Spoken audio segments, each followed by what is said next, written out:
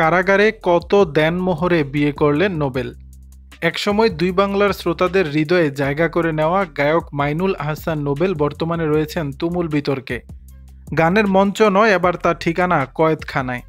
ধর্ষণ মামলায় গ্রেপ্তারের পর কয়েক সপ্তাহ ধরে সেখানেই রয়েছেন তিনি।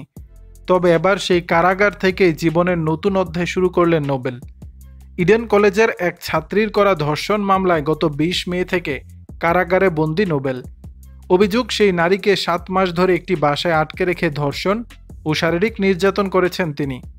এই মামলায় গ্রেপ্তার হয়ে আদালতের রায়ে বর্তমানে কারাগারেই আছেন নোবেল।